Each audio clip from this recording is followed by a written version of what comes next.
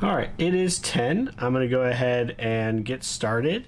This is going to be kind of a modified um, Kickstarter roundup. We're just looking at Brandon Sanderson's Cosmere RPG because I started looking at this today. This went live at 11 o'clock this morning, and you can see it's already raised over $4 million. It's everywhere on YouTube is talking about it, and so I started diving into it during work today, and then after work I was looking at all the videos and the beta rule book they have available, and so I was just like, there's so much to cover with just this one Kickstarter that I'm just going to do one video just covering this. And I'm doing a live stream because at the end we'll do a character creation thing off of Demiplane, and I just thought it would be fun if we had some people watching and having some input. So yeah, that's what we're going to be doing today. My goals are to talk about this in 4 different ways. So I want to look at the Kickstarter itself and talk about what I think it's doing well as a Kickstarter, some things to watch out for if you are looking to back the Kickstarter. And then second thing I want to talk about is, how is this as a Cosmere property? How is this for a Sanderson fan?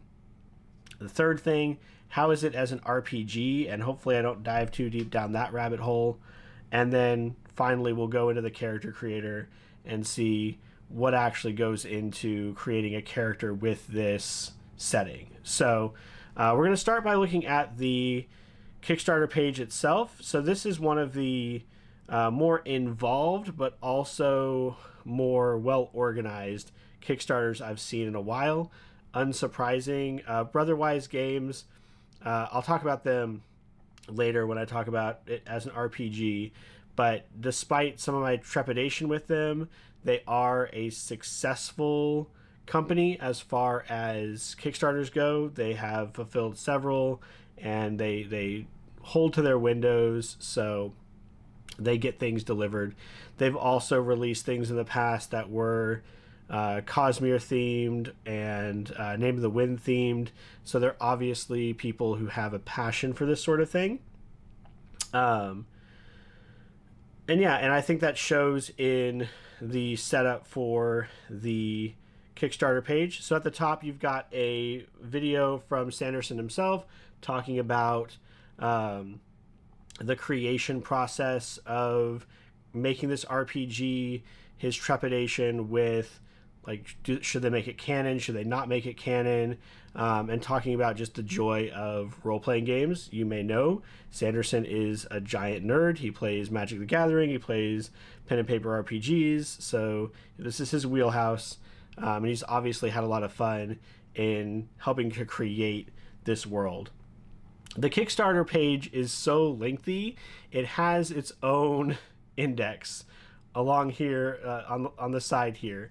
So we're not going to go over every single thing that's here, but we will run through basically what you can find on the page. So they give a little bit of background for the story and the system.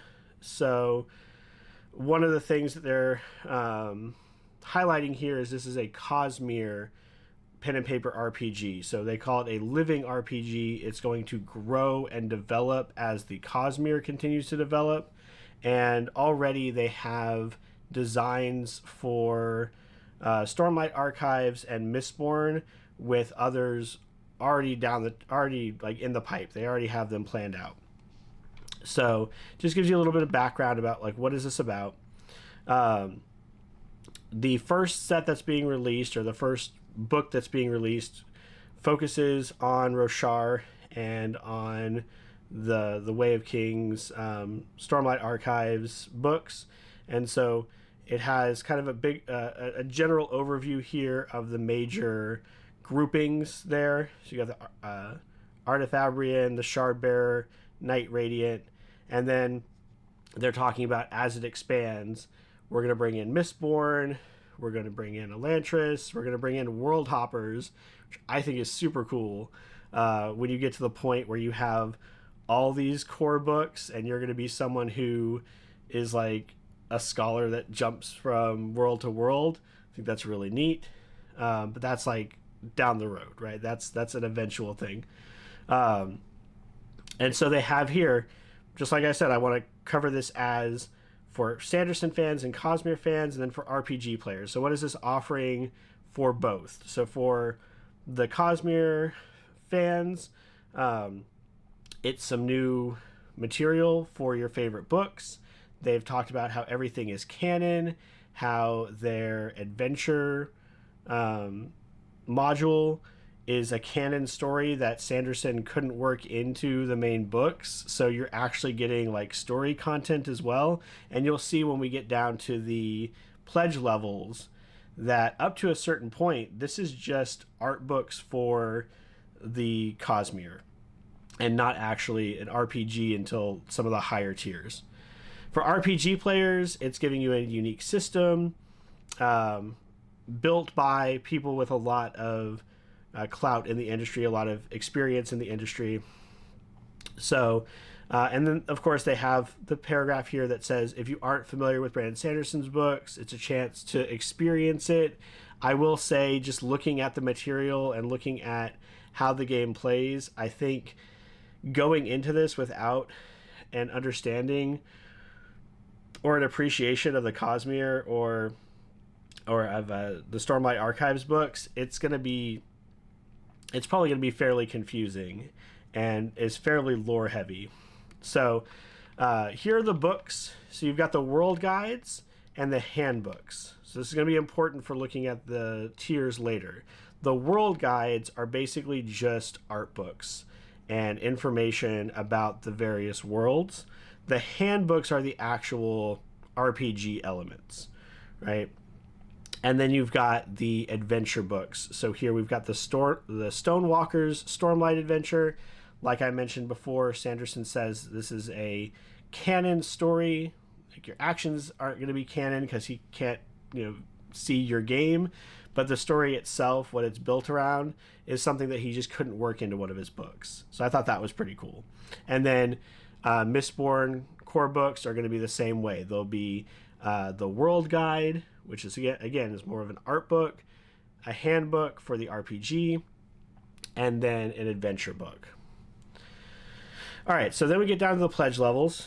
And again, I think it's important to understand what they're offering here to see what you have to pay for certain tiers. So if you are just wanting it for, you're just a fan of the Stormlight, you're a fan of Cosmere, you're a fan of Mistborn, you just want to get some cool art books, these first two tiers are going to cover that. So the e-reader at $60, which seems pretty steep to me for PDF copies, but you have to consider the amount of art that's going into this and the amount of writing that's going into this. All those people need to get paid.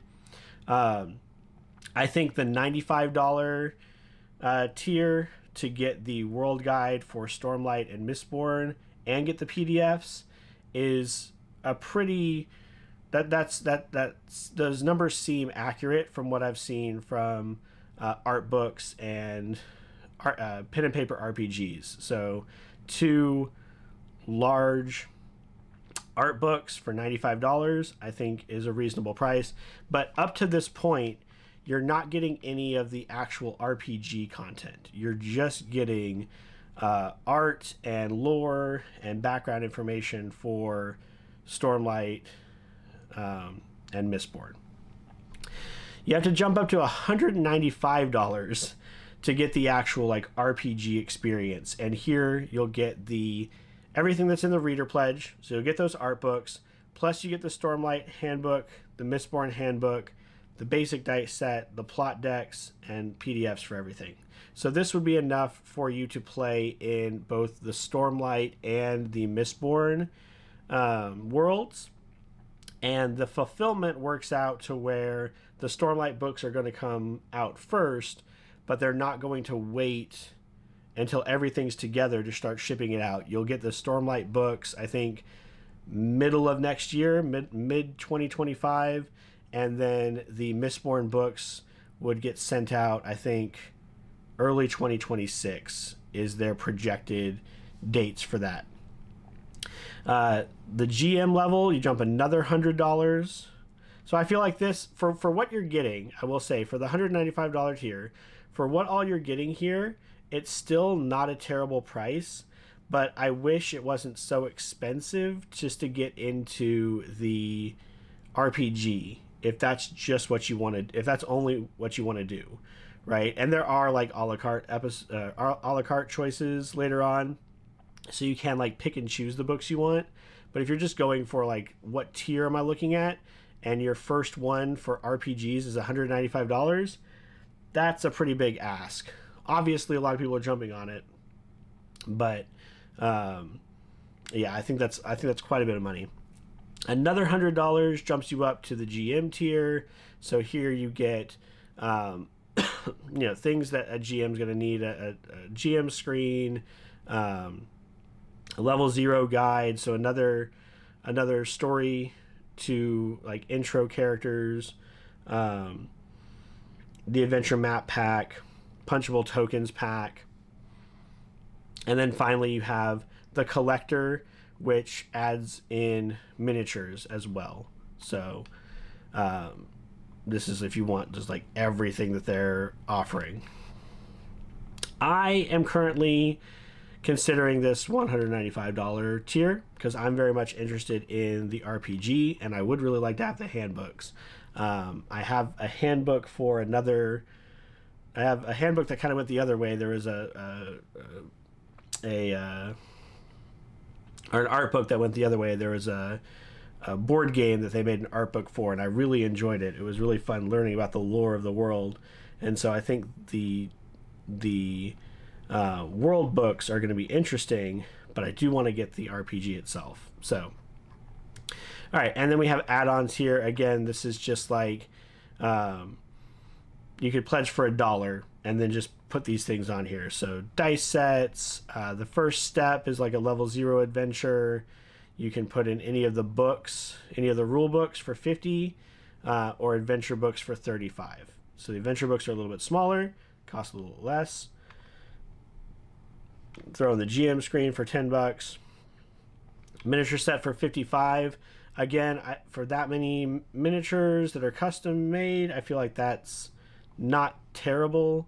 Map packs for $15, token sets for $12, plot decks for $10, item decks for $10. So yeah, I might play around with what exactly I'm wanting to get out of it, because I think if you are very particular with what you're wanting, going with a lower tier and then adding in the things that you actually want to get might be the best option for you.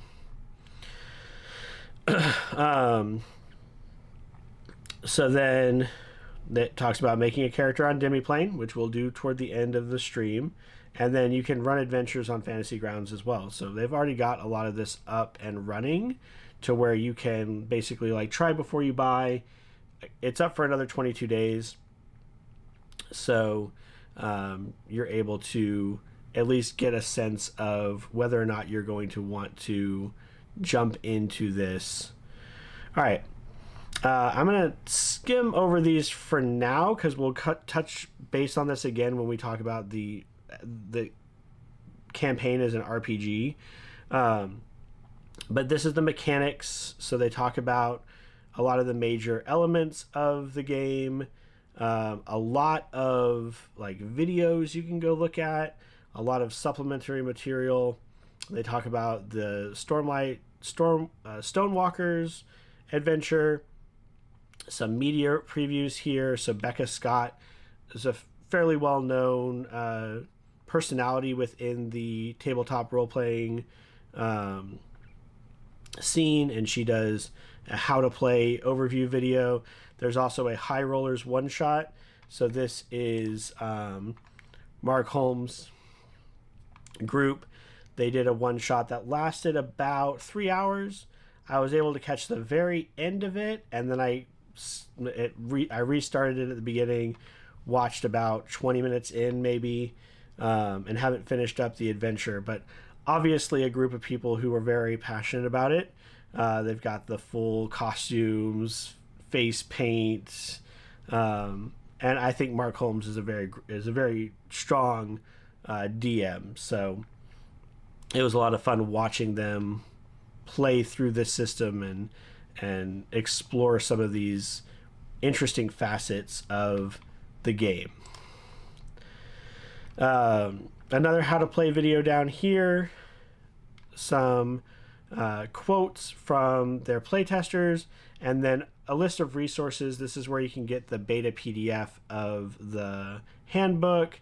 You can go over to the character builder, and then of course you've got meet the team, all the people that are involved in it. At the bottom, shipping. So important to note that shipping's not calculated in with the price of the Kickstarter. So it's going to be an additional cost afterwards.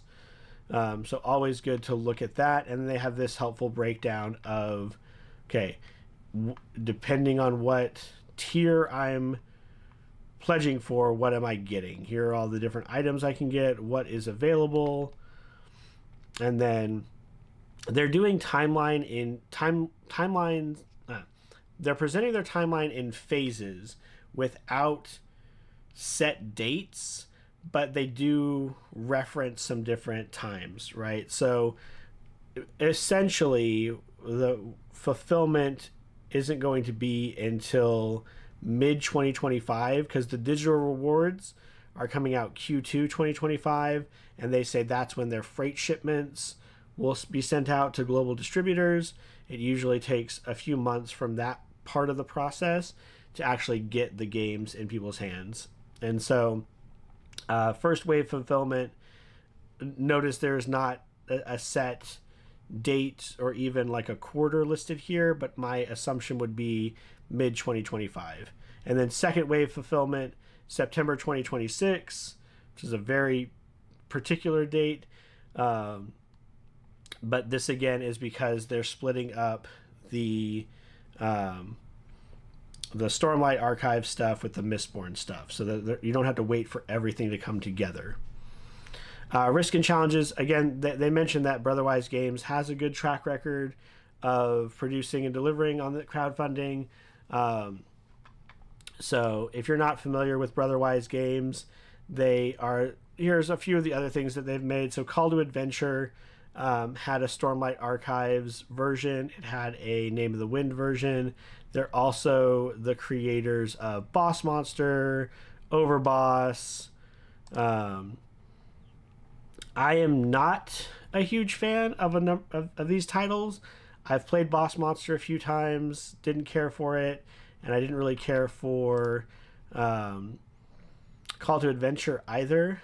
But every product that a company puts out is going to be a little bit different, and I feel like this Kickstarter does a good job of illustrating the pedigree that a lot of the creators have on this, and also giving you a good sense of the system at work. So that's the Kickstarter. Again, I'm looking at maybe the $195 tier, or possibly looking at the $95 tier, and then just putting in those add-ons to get what I want, because I'm worried that this is maybe adding in more than I need to run the game. So that's where I'm at. So next up, we'll talk about how is this for just the Cosmere / Sanderson fan. Is this something that you should be taking a look at? Is this something you should maybe back? I feel like especially the lower tiers seem geared at that general Sanderson fan. If you don't want to jump into the RPG, this is still offering you 2 solid world guides, which again are effectively these lengthy art books, right? 224-page hardcover art books, guide to the history, cultures, and key figures of the Stormlight Archives, and then you'll have the same thing for the Mistborn books. So, also mentioned in the video at the top of the page is the fact that the adventure campaign for the Stormlight Archives side of the story is considered canon. So it is a part of the story that Sanderson wasn't able to work into the books, and I think fans of the books would get excited for that and be happy with the fact that they're getting additional content and that the RPG overall is considered canon to the story. So I think as a Sanderson fan, as a Cosmere fan, this is offering you a lot of really good content, and that content is available at the lowest levels at a decent price. Again, $95 for 2 art books I feel is a decent price, a decent tier. So now we're going to go into what I think about it as an RPG, and this is probably going to go a little long. I've dabbled in a number of RPG systems, and I've looked at this, not only all the extra material, the videos they have posted on here, but also I downloaded the beta rule book, and I've been poring over that. So I've got a number of things to say about it. I do think it was a smart move. If we go down here to mechanics, so to start with, it is a D20 system, and love it or hate it, Dungeons and Dragons D&D is kind of the default tabletop RPG, the one that everybody knows. And so I think it was a very shrewd move to make it a D20 system, to have a lot of the mechanisms fall in line with what you would expect to see in Dungeons and Dragons. But there's enough changes here that I think there's opportunity for storytelling that's not as strongly mechanically represented in Dungeons and Dragons. So Dungeons and Dragons for me is very good at combat. It's very good at, fighting monsters and raiding dungeons and things like that. But it's very unsatisfying when it comes to the social aspect of it, right? Yes, it's an RPG. Yes, you can role play, but the systems of the game reward role playing so much less than the fighting. So just think about like combat in D&D. You roll a die to see what your initiative is, then you roll a die to see if you attack, and then you roll dice for damage, and you're rolling several dice for damage and adding in your elemental bonuses and things like that. It's all very exciting, right? If I want to deceive somebody, I just roll a d20, and that's the end of it, right? So mechanically, D&D does not elevate those moments outside of combat. It's very combat focused. So one of the things they talk about in the Kickstarter is the need for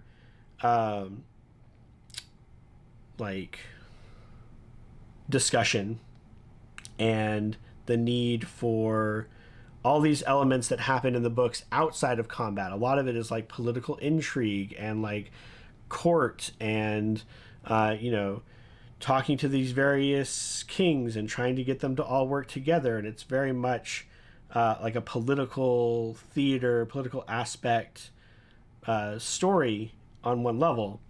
How can you express that mechanically in a satisfying way to allow characters who want to have a more story-driven narrative rather than combat-focused to be able to have that and enjoy it? So here are some of the things that they've done. So the plot die, I think, is an interesting idea. It reminds me a little bit of Fate die in I think it's Fate. I think it's just called the Fate die in Fate, where you have like a positive or negative, right? So here, if you're rolling something that is a very key moment or something that has high stakes, your DM can tell you that you need to roll the plot die.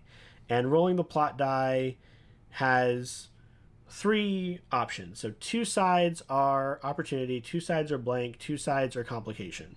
So what that means is you roll the encounter as normal, you roll the check as normal. If you roll it with the opportunity, whether you succeed or fail, you get some sort of positive effect, right? If it's blank, nothing happens, right? So there's one in 3 chance that it's just a normal roll. And then if you roll the complication, it'll add a +2 or a +4 to the die roll, but you suffer a negative side effect. And what they've pointed out in one of the videos is this means that you have more moments where you fail, but there's an opportunity, there's a benefit, right? You don't get what you want, but there's a benefit because the opportunity doesn't add to your die roll, right? Or there are more moments where you succeed, but now there's a complication, right? So I thought that was an interesting concept and one that I like that you can it's pushing for these more narrative or risky moments, right? Your mechanisms in your game inform what your players do, right? If they know there's this cool plot die mechanic, cool plot die mechanism that I can use, they're going to try to look for more moments where what they do is risky or what they do has a bigger weight on the story. So then they talk about combat, conversations, endeavors. One of the things I found really interesting on here is that initiative works a little bit differently. You can either decide to go fast or go slow. So if you choose a fast initiative, and I don't feel like this is explained very well on the Kickstarter page, but the video does a good job of explaining it. So if you take a fast initiative, then you go before any of the NPCs, but you only have 2 actions per turn. If you decide to go slow, take the slow initiative, then you go after all the fast characters, but you have 3 actions per turn. And so choosing and making the decision on which of those you do, I think is an interesting wrinkle to put into the game.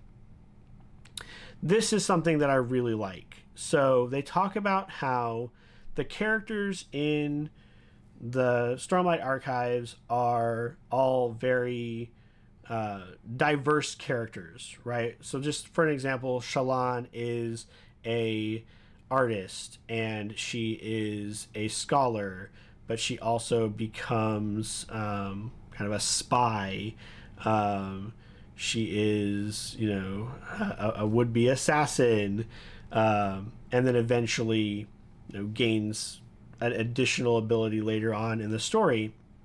And they wanted to reflect that in your character's progression.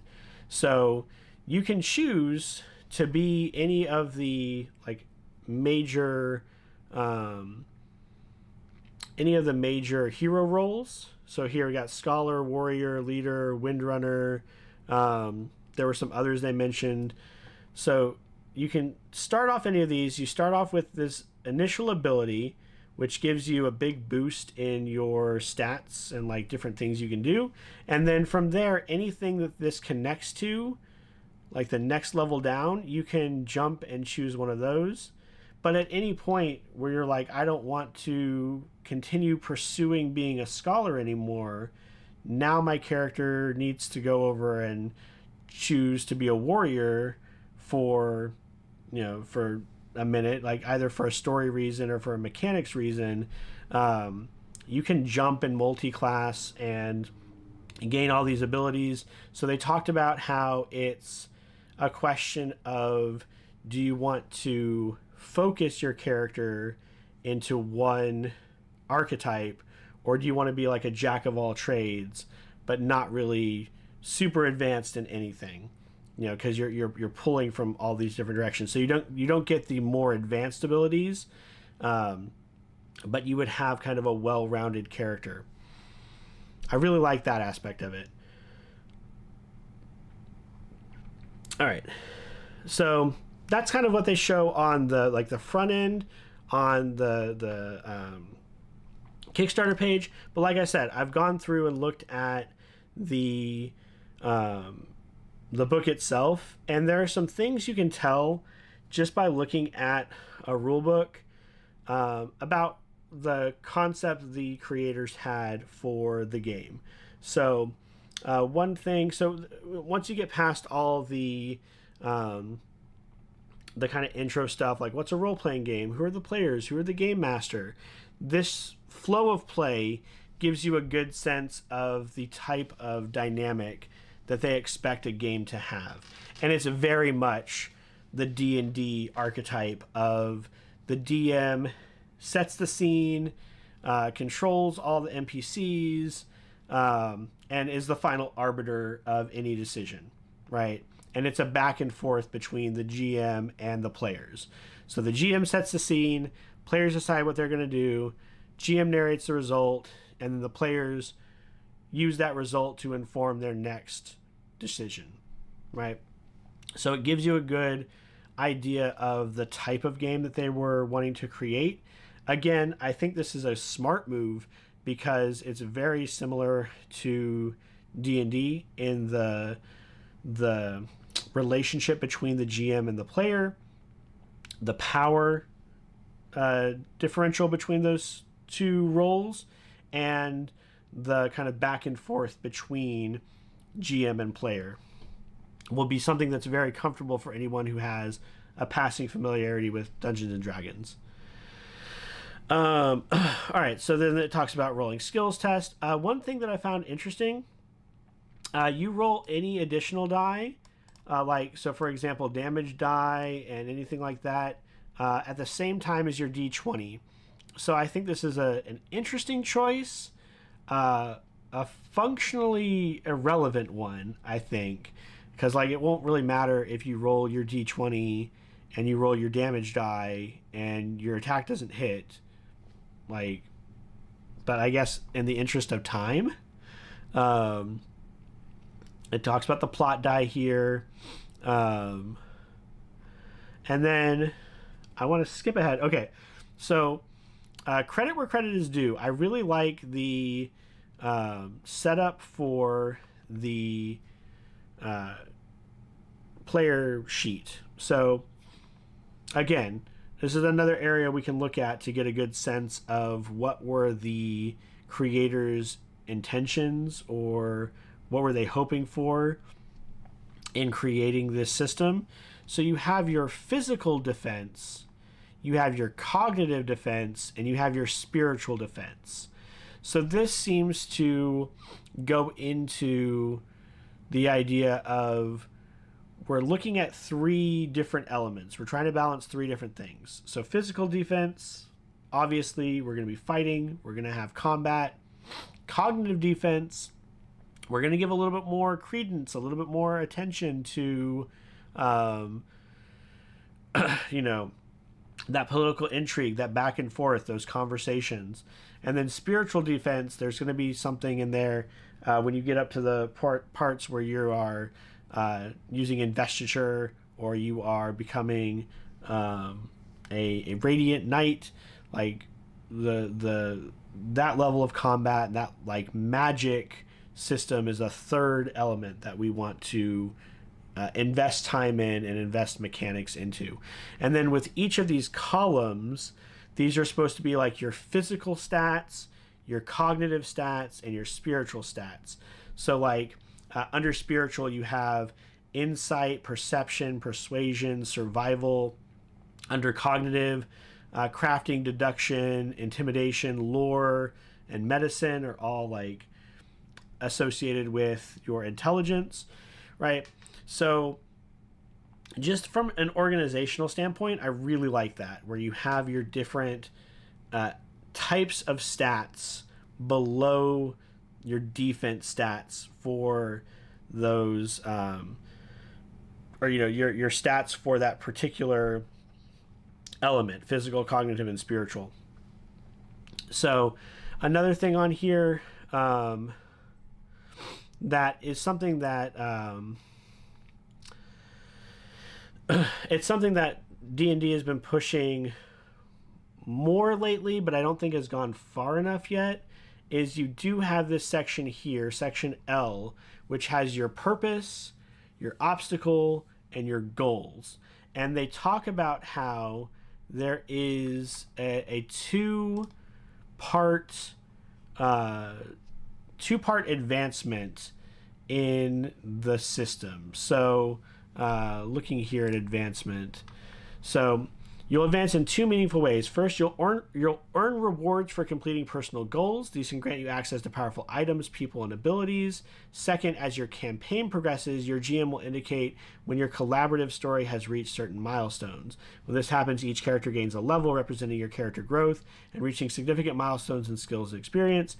Every time you gain 5 levels, you move to a new tier. For example, tier 2 will typically see characters swearing radiant ideals or earning priceless rewards like shard blades. So a couple of things here on advancement. You have 2 types of advancement tracking.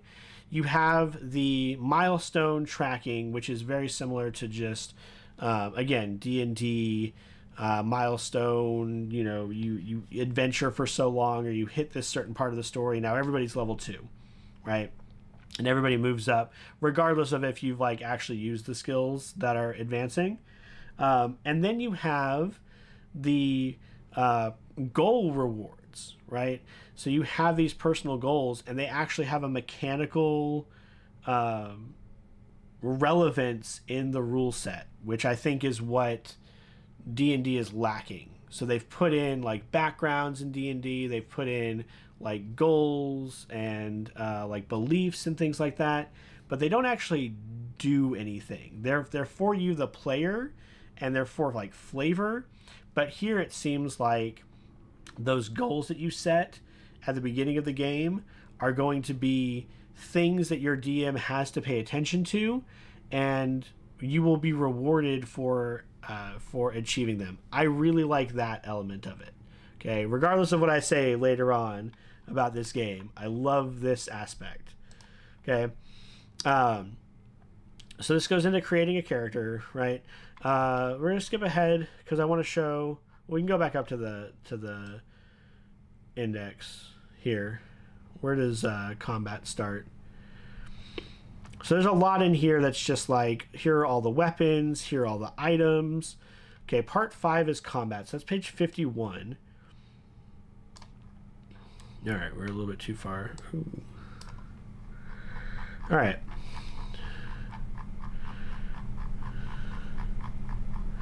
So this is just a little bit of a complaint from me, because I was so excited to hear oh, we recognize that conversation is going to be a pivotal element in it. Court intrigue, you might wear down your opponent, you might support somebody else, you might try to influence somebody in a conversation. Okay, so here's combat. Combat runs from page 51. Here's all the different attacks you can do. Here's targeting, line of effect range. Here's all the movement types you can do: sneaking, using a grid, sizes and effects of sizes. There's a whole list in here as well of things you can do on your turn: dodge, avoid danger, aid, banter, shove, recover, ready, grapple. Okay, so again, very similar to a lot of D&D elements. And then you get to the next section, which I thought following combat was going to be the non-combat aspect of it, but now you have game mastering. And I have a little bit of an issue with the way that they've organized the book at this point, because hidden within game mastering is the mechanics for conversations, which is not necessarily a game mastery thing, right? This is a character thing. So again, kudos, much more robust than what you get in D&D, and like, you know, very considerate in thinking about what are some different ways that we can use conversation. How does it affect people? You know, so you roll your conversation, your persuasion, deception, intimidation against somebody else's, and then you've got other stats like resisting influence, focus. So your focus represents your mental wherewithal, concentration, and patience, making it very important during conversations. Until you run out of focus, you can use it to avoid being influenced by other characters and fuel special abilities granted to you by your talents. So there are going to be abilities that use focus. There are going to be all these different elements that you can do within conversations. That all sounds very cool, but it's buried within the GM part, the game mastering. I want this to be its own section. I would want like non-combat concepts to be their own area, because this is not just for the DM. Your players need to know this, right? And then right past that, you have endeavors. Endeavors are your out of combat, like action things, like infiltrating something or scaling a wall, things like that. And they have different elements for that too. Complexity charts, different things. Again, I think those should collectively be their own section, their own chapter of like non-combat options, and not buried under game mastering, because people are not even gonna your average player is going to see game master and might not even look at this section. Okay, now this stuff is what I would expect to see in a game master section. So canon and continuity, like how much do you have to care about canon, how much do you have to know about the Stormlight Archives. And again, I think this might be one of the bigger asks from this RPG, is that it is very, very much steeped in not only the like mechanisms of the Stormlight Archives and the magic system of the Cosmere, which is very complicated and very involved, but also takes place in a very complicated setting. A number of different ethnic groups you need to understand, a number of different like social groups and social strata you would need to understand for someone who is a fan of this content to like have an immersive experience, right? But it does talk about that, and there's a good bit of session 0 stuff in here, and I do appreciate that a lot, right? So they talk about just like session 0, table expectations, campaign expectations, safety tools. They talk about lines and veils. They talk about checking in, marginalization, because it does deal with marginalized people, and it does deal with a marginalized group as like one of the major players of the world. How do you handle that as a DM? What are your options?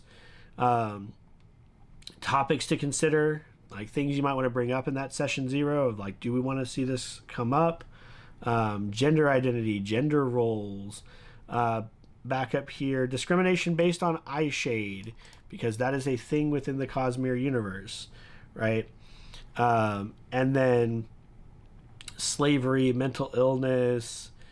It's just the Stormlight Archives. Roshar has a lot of baggage attached to it, so I think it's good that they included so much here for the GM just to think about, like, hey, before you sit down and play a game, like, think about these concepts.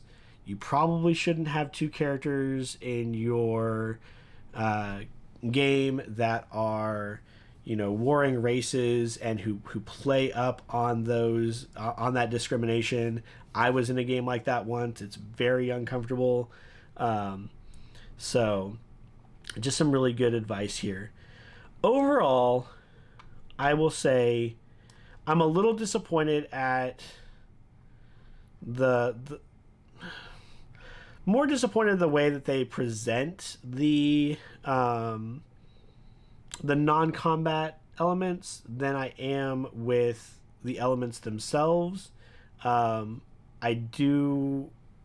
was a little upset to see that the discussion part, the conversation mechanisms took up 3 pages, whereas your combat takes up 12, right? So I'm still worried that at its core, that's still going to be a less satisfying experience, and players are still going to want to gravitate more toward the combat.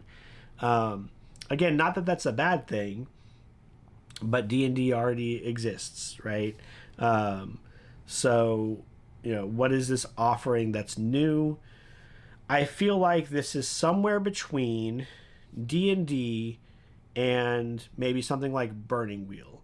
Like, they've given some thought to conversation, they've given some thought to background, they've given some thought to how to reward that mechanically, but unlike Burning Wheel, I also feel like it's very approachable. And so yeah, I'm curious about it. I'm definitely interested. And I feel like overall as an RPG, is it offering anything that is brand new and we've never seen before? No. Is it offering something that is...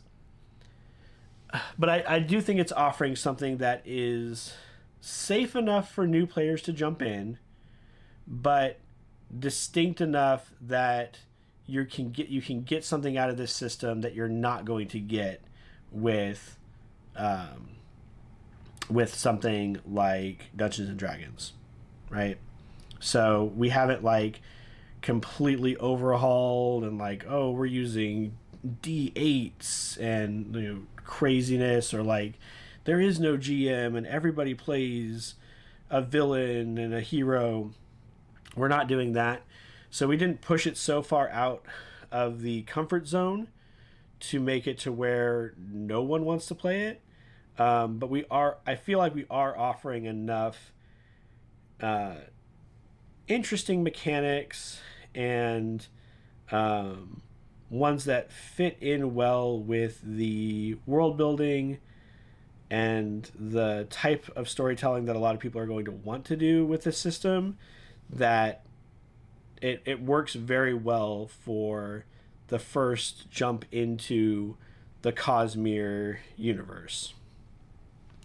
All right, so last thing I want to do is jump over and actually create a character and see what all goes into the character creation process.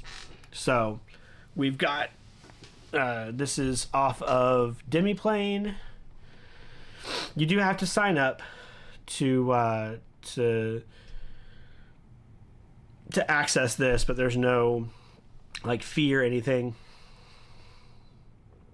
So we have kind of an intro paragraph here talking about who the Knights Radiant are, what Roshar is. And again, at some point, your character is going to hit, become a Knight Radiant or become one of these strong characters, right? So before character creation, before you create your character, imagine who they are. What sort of person do you want to play? If you're a longtime fan of Stormlight Archives and Roshar, this might be an incredibly specific idea, like a disavowed Azish Imperial Shardblade. Or if you haven't touched the novels, maybe it's simple as a tough as nails mercenary, right? Again, trying to bridge that gap between, we know we're going to have hardcore people and we know we're going to have some new to RPG or new to the Cosmere that just want to try out the RPG. There's no wrong way to approach the process. You can come up with a concept on your own, or the group can collaborate. How do I create a Radiant? Radiants are the most iconic wielders of power magic. When a human or singer takes special oaths and bonds their soul with a willing sapient spren, that person becomes Radiant. If If you want to play Radiant with the game, your character will have the chance to swear ideals, but those character options begin at level 2. So, like, I want to play Radiant right now. Hold on. Create a character and, like, walk around with them a little bit. I think that's a good mechanically, like, mechanic and storytelling wise, I think that's a good choice. Stormlight Archives examines journeys of personal growth. The character you make will change throughout gameplay, including inching ever closer to their destiny. What type of story feels important, interesting, or healing for you to tell? So you decide on potential areas of character growth. All right.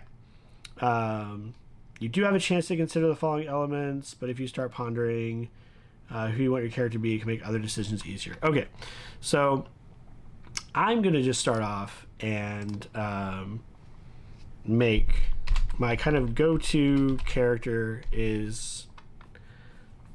This is a character I've role-played a couple of different times, at least this name, in a couple of different systems. So Katheica is going to be our character. So we get character name, we get our icon. I like this one the best. And then we can go into backstory. All right, so here we're choosing our ancestry, the species you're descendant from. You can choose from 2 most common sapient species, humans and singers. It guides your appearance, and depending on the capabilities, it may unlock some unique talents. And then you choose your culture.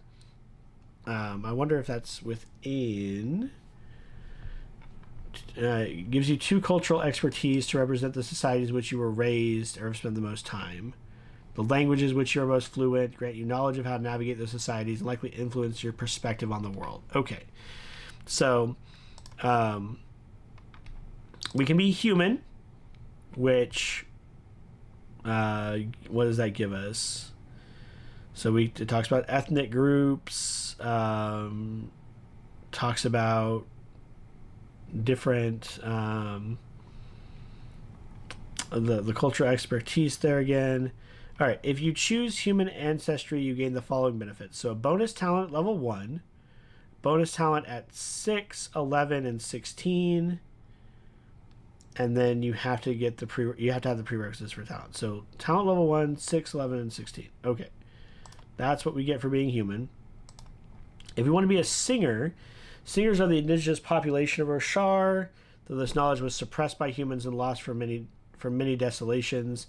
Singers can change forms by bonding spread during high storms, altering their appearance and functions of their bodies. A singer may belong to the listener culture or may have expertise in the culture from living in human-ruled lands. Like humans, singers may take cultural expertise to reflect the cultures that shape them. Most singers have either black or white skin, so this is about appearance here. All right, if you choose the singer ancestry, you get the following benefits. Unique talent tree. Whenever you choose a new talent, you can choose it from the singer talent tree. You can change form. As you gain levels, you can learn new forms. You get a bonus talent at level 1 and a bonus talent at level 6, 11, and 16. Okay, so our humans... Yeah, bonus talent level 1, 6, 11, and 16. Humans and singers get this plus. I generally don't like that. That means that, like, base level singer is gonna be mechanically richer, right? I'm still going to choose human. Because I do want, like, a less complicated thing. But I don't know how I feel about this. Because it's like plan plus in debate. Like, I have these things. Well, I have all those things too, plus all these other cool abilities. All right. And then we have choose your culture. So then each of these cultures, ooh, look at that. Each of these cultures has, like, paragraphs of information. Alethkar is ruled by a monarch of 10 high princes. The nation is obsessed with war and conquest. Renanism is practiced by proxy, with ardents acting as religious servants for the noble class. I could be Azish. prime Aquisics and a class of elite government scribes called viziers lead the bureaucratic nation of Azir, influence the empire's member state. Independent thought is encouraged, and friendly and official debates, but failure to uphold procedure is looked down upon by most. I kind of dig that one.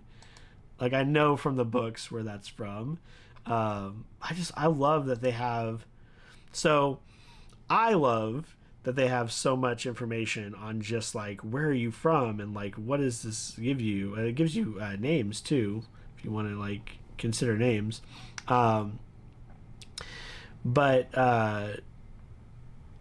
This is a lot for a new player, right? Like, I'm digging it because I've read the book. I've read several of the books. I'm actually about that far into Oathbringer, the third book. So only 282 pages. Only like not even a third of the way through the book. But so like I'm loving this, but I can see this being very intimidating for a new player. All right, as a character with this expertise, you know about the bureaucracy, the Bronze Palace, the Prime Aqua Six, the Viziers. You recall basic facts about each member state in the Empire. You can do Aziz sign language as well as spoken and written. Easily navigate civic buildings and review current laws. Request help of a constable or law enforcement. File a complaint. Take the Vizier exam. Regardless of your religious beliefs, you're familiar with the Katheics and Scions. So yeah, it gives you some idea of like, okay, if you become this, if you have this culture, these are things you know. This is our icon, so I just want to take a look. All right, ruled by a king and high princes, social orders for light eyes and dark eyes are maintained and endorsed by Vorinism, the primary religion of the Vidians. Holy enclave of the city of Valeth is the center of the faith. Despite border disputes with Alakar, the two nations remain cordial. 4 major ethnic groups. And then... oh, we got some extra bits down here. As a character, you're familiar with the principle. So it's, okay, as this character, you are familiar with XYZ. You can do XYZ. Choose your proficiency in spoken Venen, reading and writing glyphs, as well as literacy in women's script, depending on your gender, and regard for gender norms. If relevant to your backstory, choose your proficiency in the Siln or Bav languages. Regardless of your religious belief, you are familiar with the basic tenets of Vorinism and current events relevant to the church. Cultural expertise pertain to regional, social, and linguistic knowledge for culture. If you have a cultural expertise, you're deeply knowledgeable about that group's traditions, customs, and superstitions. Most cultural expertise corresponds to a nation. Okay. This is probably in the rule book. This is probably like at the end of all of the culture choices. All right. Again, in the interest of time, I am going to be Azish. I like the bureaucracy side of it. So that's a 1 out of 2. So what does that mean?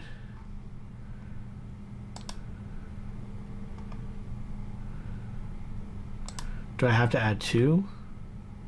Oh, 2 cultural expertise to represent the societies in which you were raised or have spent your most time.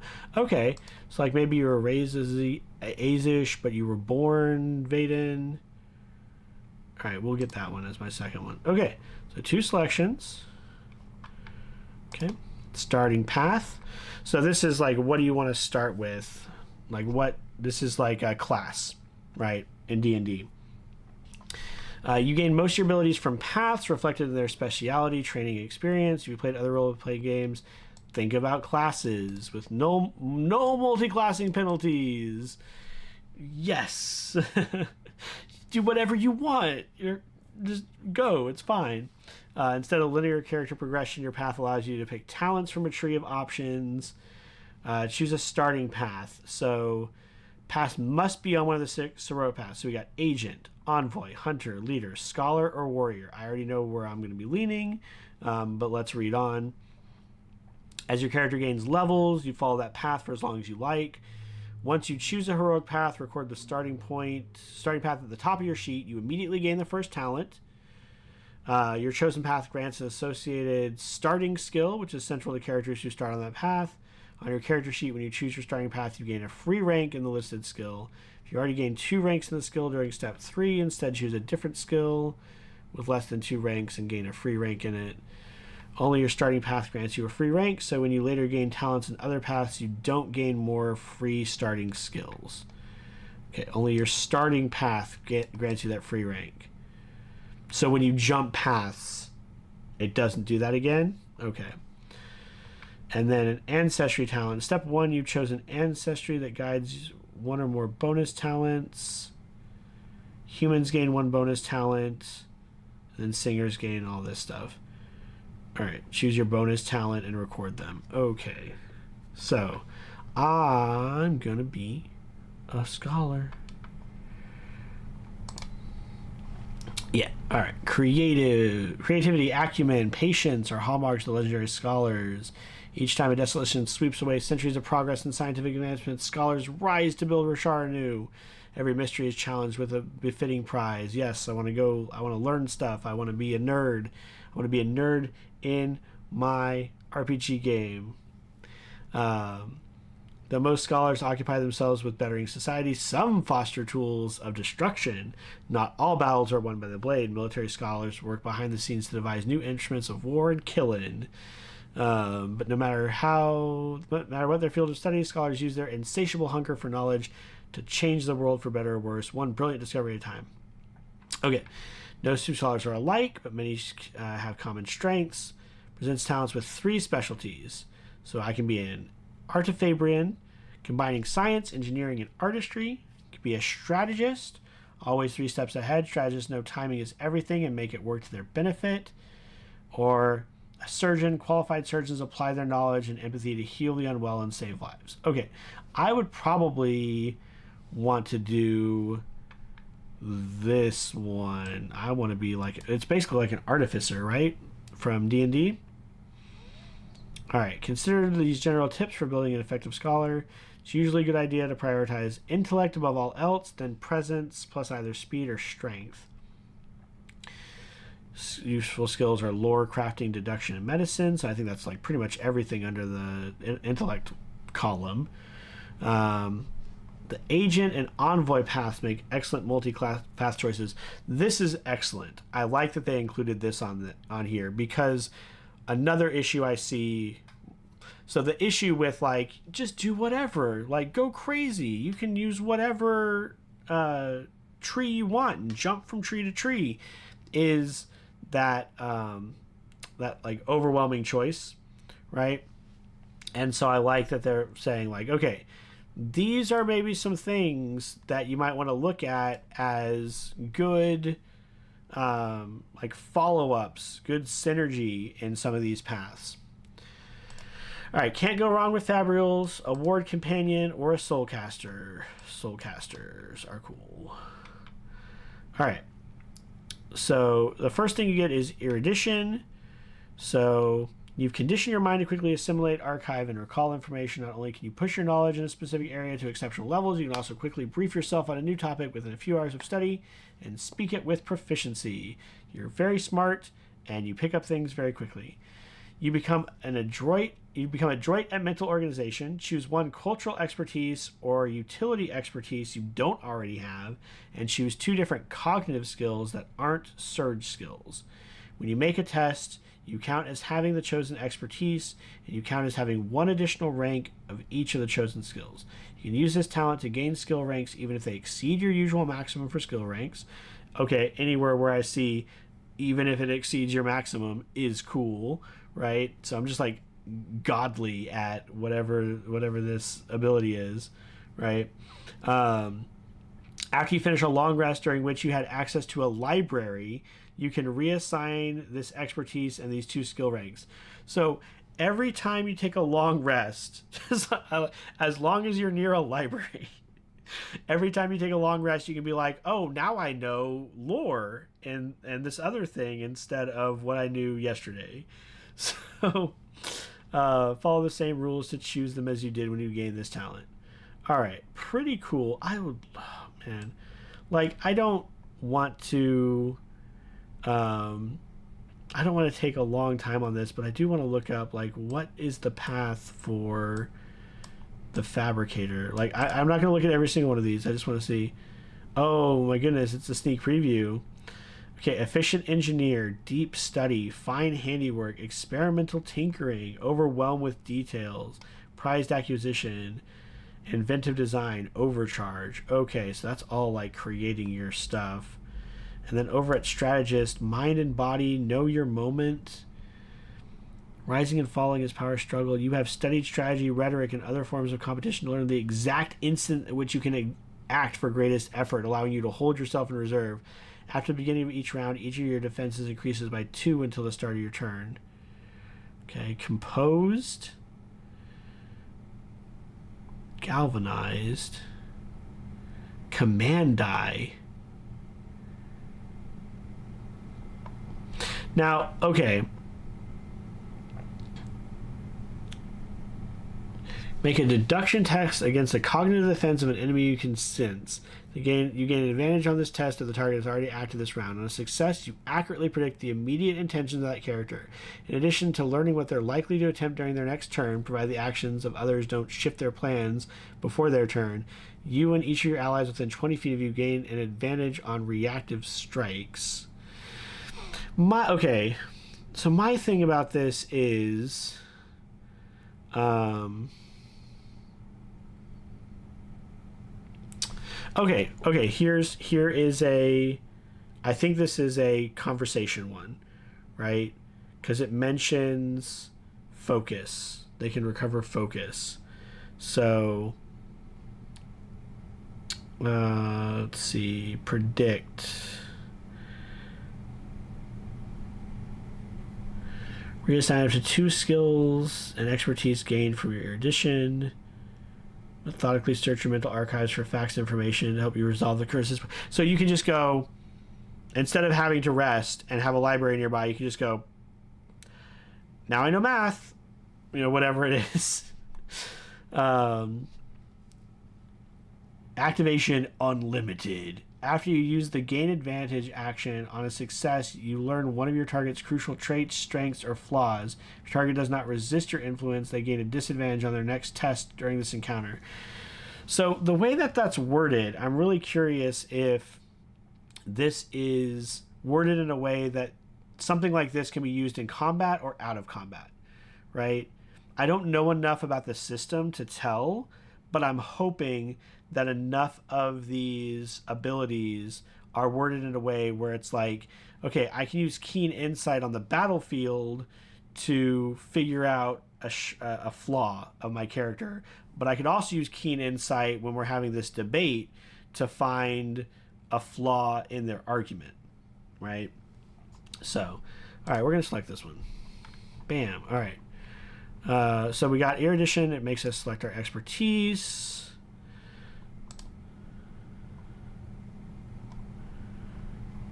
All right. We'll just do another. We'll know about the Alethi. They're pretty. All right. Then I have to choose my attributes. Characteristics represented by 6 attributes. Most have an attribute score ranging from 0 to 3. Distribute 12 points across 6 attributes. You can't put more than 3 points in any attributes. All right. Well, I mean, we're going to do 3 for intellect. We're not very strong. We're going to go with 1 on that, but we're fast.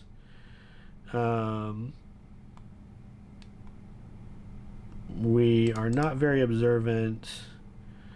We have, like, basically no presence. And we've got a decent amount of willpower.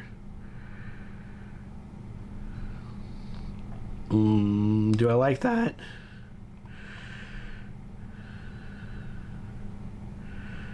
Intellect, willpower, speed. I'd like to have one, metagaming.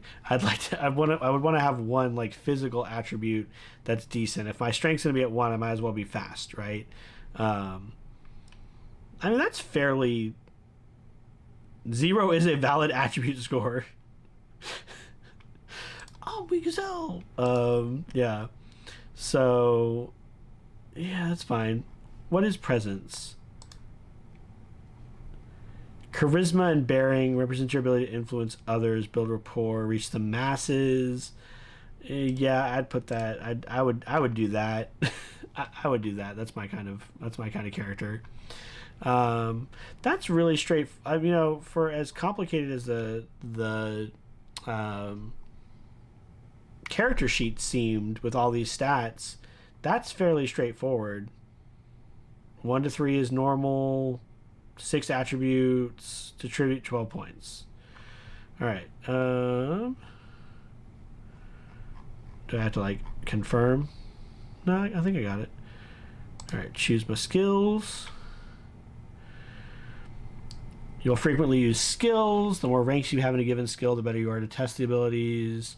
You can't increase any skill above 2 ranks during character creation, but you can otherwise choose them however you wish. So nothing above 2. When you pick your starting path in the next step of the character creation, you'll gain 1 more skill rank. Okay. So then this has okay, this is based on strength. This is based on speed. This is based on speed. So obviously, lore. What's my maximum? What am I allowed? Can increase any skill above 2 ranks. Okay, is that already at 2?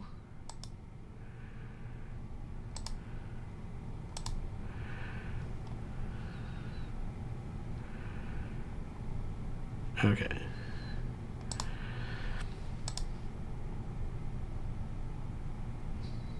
All right. So my lore, I think, is as high as it can go. I'd like deduction, insight,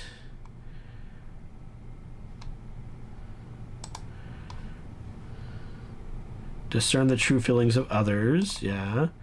Okay, be a very intuitive person. How many points do I have for this? Oh, 4? Okay. That's fine. But everything has a little bit already, which is nice. You're not starting at anything terrible, except for my athletics is 0 because it's purely strength based. Let's be a little bit persuasive, and that we're good. All right. All right. Beyond concrete skills, your character has several areas of expertise, very specified knowledge from personal experience. You might have intricate knowledge of one kind of weapon, years of learning about an academic subject, deep familiarity with a given culture. You already gained 2 cultural expertises when you picked your culture. If your intellect score is 1 or higher, you can now choose additional expertise equal to that score, recording them in the expertise section of your sheet. Can choose. So I have 3. All right. What's under specialist? Is utility still yeah, you have to fill that in. Okay. Ooh, okay, so this is all shard blade and shard plates. Is there not? So cultural is just okay. It's just the different cultures. Armor is different types of armor.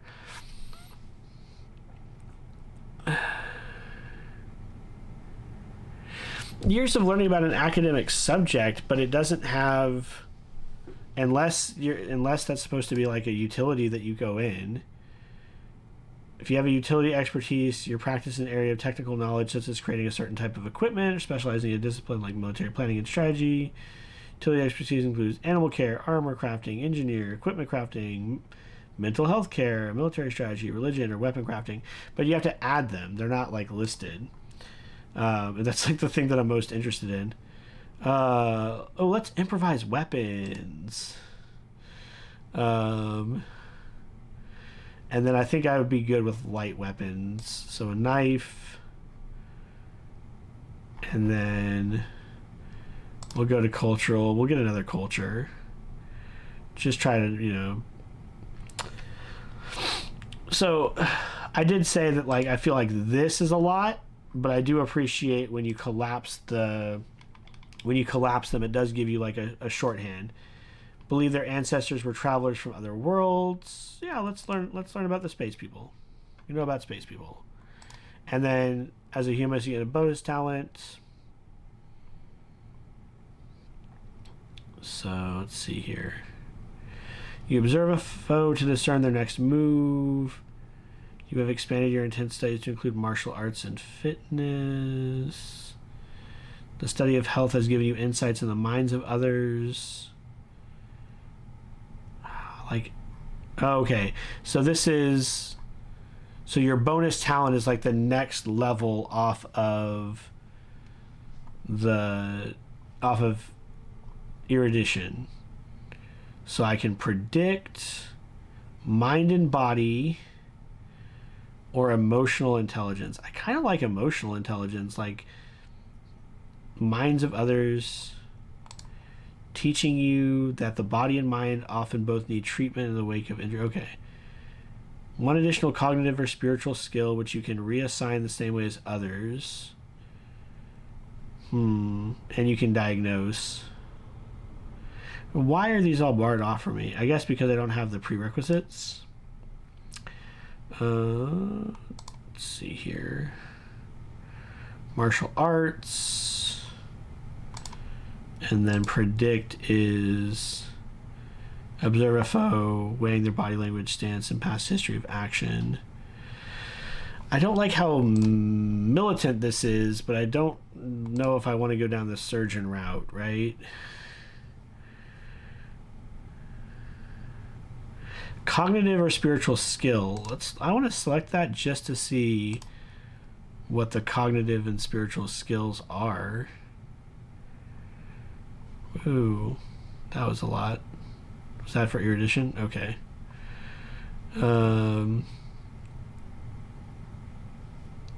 Choose from spiritual skills as well. Okay, so like we would choose an additional skill. All right. Details. An adventure kit. Probably the academic kit, right? Oh, knife. We chose well. Knives are good. Librarians use knives. Sling or staff. You get a uniform, backpack, common clothing, ink pen, bottle of ink, 10 sheets of paper, vials, block of wax, reference book on topic of your choice, 1 dose of weak poison. Sure. What does weak poison do? Okay. It just tells me how much it weighs and how much it's worth. And then some marks, some money. Literature expertise. If you already have this expertise, you instead gain 1 cultural utility expertise. Okay, we are going to be academics. I like the concept that your kit that you get at the beginning gives you literature expertise is kind of, I don't know, that's kind of cool. I'm gonna look at the artisan kit as well because that would be my second choice, right? This does not give you an additional expertise. Let's see, do any of these others like give you... Oh, you are supported by a patron of your noble house.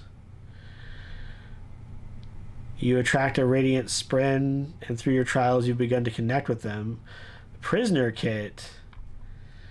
Okay. You want to go the Kaladin route. And then just no kit. Interesting. So this is the only one that gives you an expertise. I think that's that's an interesting move. Choose a weapon. Knife. My purpose and obstacle. Right. Purpose is essentially their soul and reason for being. It doesn't have specific mechanical effects. Rather, their purpose is what drives them, what defines them, what inspires them to great actions of your adventures ahead. Your character obstacle, on the other hand, is what stands in the way of their purpose time and time again. Each character must contend with their obstacle as they pursue their goals and try to realize their purpose. Okay, so my purpose is to find the truth of my own past, and my obstacle is my family, who will stop at nothing to keep me from learning the secret. I don't know. Like, is this appropriate? Does this work? Their soul and reason for being. So, yeah, maybe it would be better to be more vague, like just like uncover truths, right? And then, you can still have your family be the one that's always there. Maybe they're very affluent and, always stymieing your advances. All right. So it does mention that it doesn't have specific mechanical effects. And then each character must contend with their obstacle as they pursue their goal and realize their purpose. So I feel like this is more for like the DM, right? And a pretty succinct way of letting the DM know what you want out of the story. Because I will write pages of backstory if my DM will let me. And I know that there are some people out there, there's some DMs out there that do not want that. And so to just say, like, here's my purpose, here's what keeps getting in my way, I think that's a much clearer, like a better streamlined process for your DM to just say, like, okay, this is what this character wants out of the campaign, this is what the character this is what's stopping them from getting it, how can I work this into my story? All right. Goals. You now know who your character was leading up to this moment. You understand what abilities and experience shaped them into the person they are today. Now it's time to decide where they're heading and what they're trying to accomplish. These tangible objectives your character is working toward are represented by goals. As you accomplish your goals, you unlock rewards. So this does mechanically matter, right? So it's very upfront. So you accomplish your goals, you unlock rewards that give your character access to some of the most powerful items and people on Roshar. Rewards can include possessions, relationships, increased status, and more. Each goal should be something your character is trying to do in the game. This might be as immediate as escape imprisonment, or as lofty as swearing an ideal of the Knight Radiant. Okay, so this is where I would go and say, learn the truth of my birth. Right, but then maybe a goal I would want to enter beforehand would be escape the immediate influence of my family. So like at the start, I am just trying to escape from this family that I've created, right? Because they're my obstacle, right? So I'm just trying to get out of my town or get out of my city. Maybe that motivates me to join up with whatever ragtag group we've got going on. And then my true purpose is to learn some secret about my childhood. And that could be like a longer term goal, right? So yeah, I think it would be helpful to have like more immediate things. And I wonder, again, mechanically, how often do you return to this idea? So if we go back to here,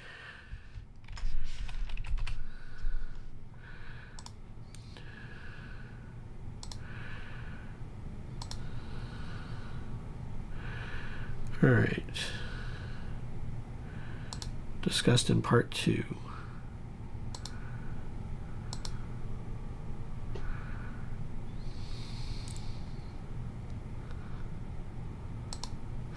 Each character has tangible objectives they are working toward called goals. During each adventure, you'll have a chance to mark progress toward your goal. Resolving a goal can unlock rewards that give your character access to special items, titles, and more. Connections are the most important rewards you unlock during gameplay. A connection might be a loyal companion, organization. Let's see. Gaining advantage. During a full campaign, characters will mark advance in 2 meaningful ways. Broader objectives. Full rules for goals and rewards will appear in the Stormlight Handbook. Okay, so yeah, this doesn't have the full rules. I'm wondering how often you go back to your goals game-wise. Like, if I achieve my goal, start of next session or end of that session, do I say, okay, now here's my new goal? Am I constantly updating goals? Or is it maybe like once per tier or something like that? I wonder how often this is checked, or how frequently this is addressed in game. Because again, this is what I'm really interested in. This is what really hooks me, is that they've given a mechanical reward to this concept that I very much feel is missing from D&D. And also, like, escaping the immediate influence of my family. So, okay, so if I get out of the town, that's making progress toward the goal, but I'm sure they're going to send people after me after the fact, right? So that's still going to keep up with me. How do you know that you've completely succeeded? A lot of good questions. All right, let's roll 3d12. All right, 13.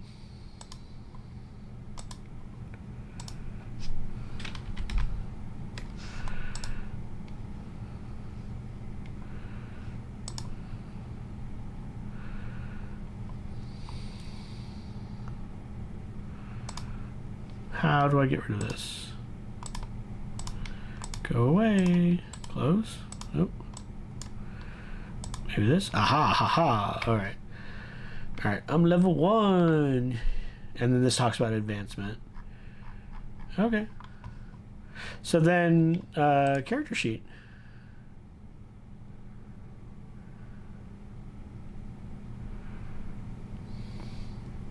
Loading, loading. Beautiful. Look at that. I don't need a whole... Oh, man. I wish there was a... Okay, so I will say I wish there was a printable version. This looks like I could be rolling off of Demiplane. And, like, you know, I've got all my stats and things right here, and I've got dice down here. So I could...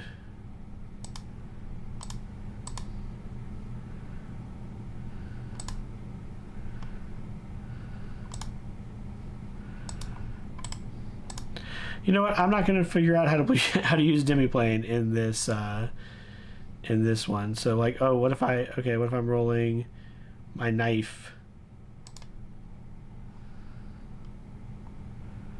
Roll it. 18 on my knife. So yeah, anything that's got a number, you can just go, oh, I'm gonna roll that. Okay, that's dope. I like that. Yeah, I could definitely see using this. I wonder if it is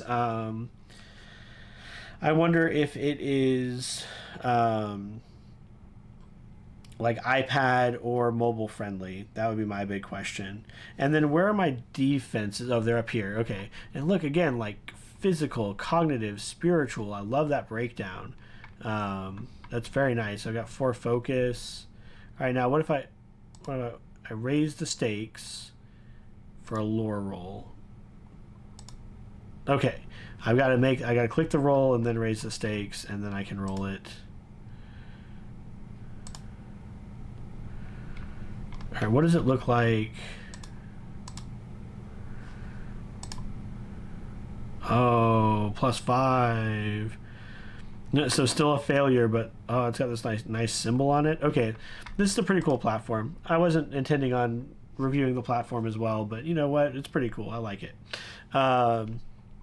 So, Yeah, all right. So that is my overview of the Cosmere RPG Kickstarter. Um, Thanks to the couple of people who were randomly popping in and out. Appreciate you being here. Yeah, we're almost up to 4.5 million here. So, and it keeps on going up. Um, yeah, so short version. Kickstarter looks strong, although I feel like some of the tiers are a little bit pricey, and I'd want to play around with like getting lower tiers and seeing if adding in just the items I want, what that price point looks like. As a Cosmere product, especially if you only care about the world guides, which are the art books, I think it's a great campaign because those are the lower tiers for 95 bucks, two really nice art books for Stormlight and Mistborn. And if you're willing to get invested in the RPG, then you are also getting a canonical storyline with the adventure that's packaged in with the Stormlight side of it. As an RPG, complicated thoughts. I think some of the decisions are very smart, the way that they are making it very D&D like, and the changes that they have made seem to be to incorporate more of those storytelling elements and more of the like conversation and debate side of the storytelling.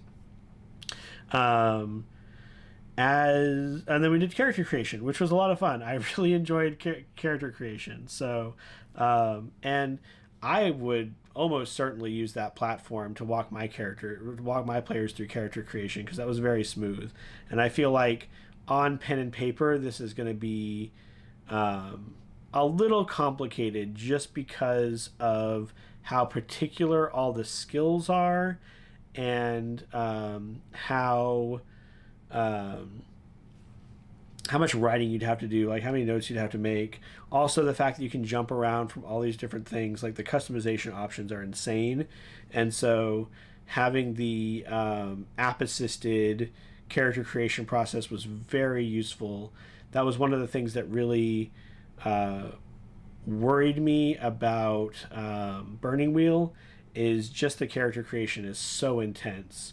I think this does hit a nice middle ground where if you have someone walking you through it, you have something like an app like they had there. I think it's really useful to ease your players into it. So yeah, that is the Cosmere role-playing game. I'm definitely backing it. I just don't know how much yet. As always, please don't forget to like, comment, and subscribe so we can grow this corner of our BookTube community. I hope your reading journey is going well. Thank you for indulging me in talking about a RPG for 2 hours. And until the next one, take care.